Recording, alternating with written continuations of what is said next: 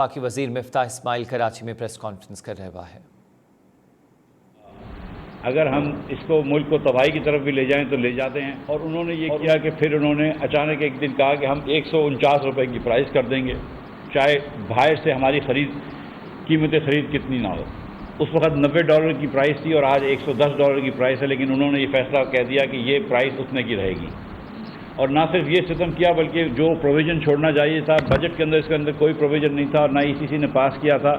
اور آخری سمری شوکت ترین صاحب نے واپس کی تھی، تو یہ مجھ پہ ذمہ داری آئی تھی ECC کے چیئرمین کے تحت کہ میں نے پھر اپریل کے پہلے دنوں میں 15 دنوں میں، جس میں 10 دن عمران خان وزیر اعظم تھے، وہ بھی پیسے ہم نے شہباز شریف کی حکومت نے دیے۔ بہرحال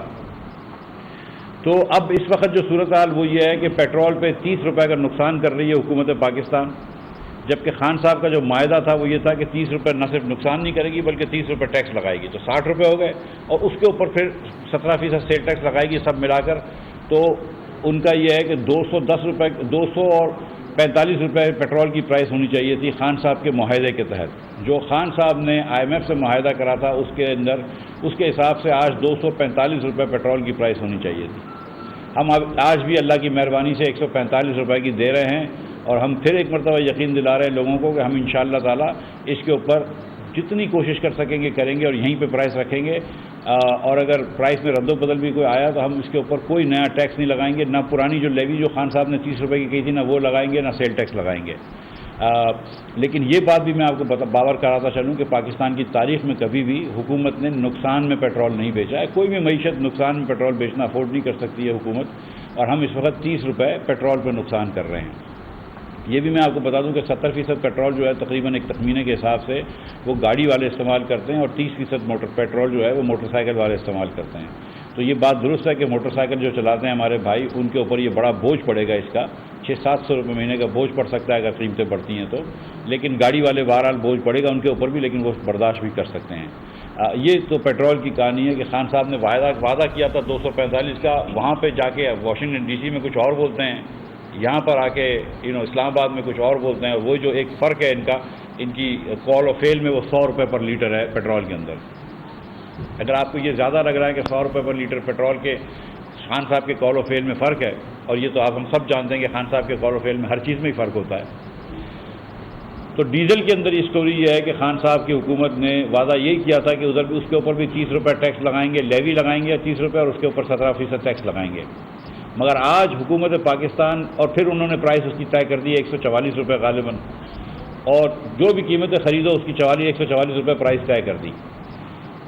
وہ اس وقت $90 کی پرائس تھی تیل کی، آج تیل کی پرائس $110 کے اوپر ہے،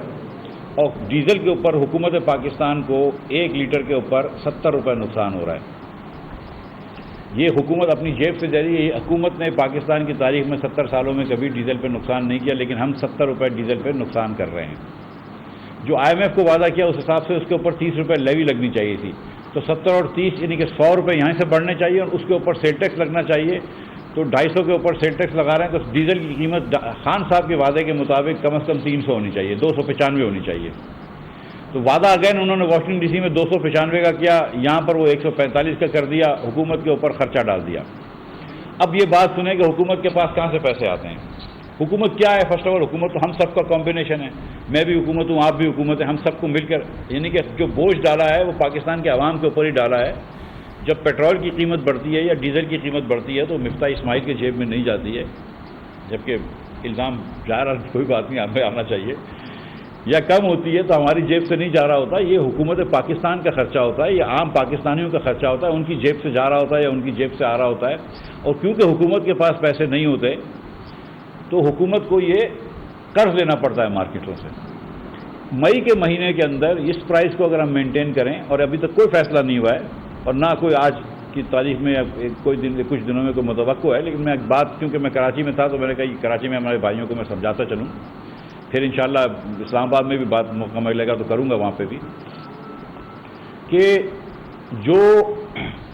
اس مہینے کے اندر جو حجم ہے نقصان کا، حکومت پاکستان کی جیب سے جو پیسے جائیں گے وہ 102 ارب روپیہ ہے، 102 ارب روپیہ۔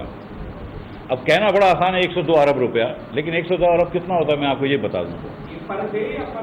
پر منتھ 102 ارب روپیہ ایک مہینے کا حجم ہے جو نقصان کا، وہ 102 ارب روپیہ ہے۔ جی 102 ارب روپے اتنے ہوتے ہیں کہ پوری حکومت چلانے کی، جو سویلین گورنمنٹ چلانے کا جو خرچہ ہے مہینے کا، وہ تقریباً 45 ارب روپیہ ہے.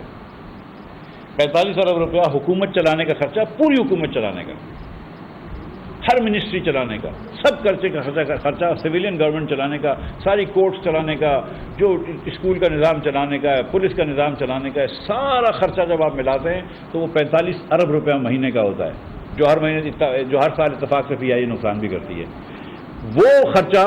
جو 45 ارب روپے کا حکومت چلانے کا ہے، آج ہم 102 ارب روپیہ نقصان کر رہے ہیں صرف پیٹرول پہ، یعنی کہ ہم 2.25 حکومتوں جتنا ایڈیشنل خرچہ کر رہے ہیں.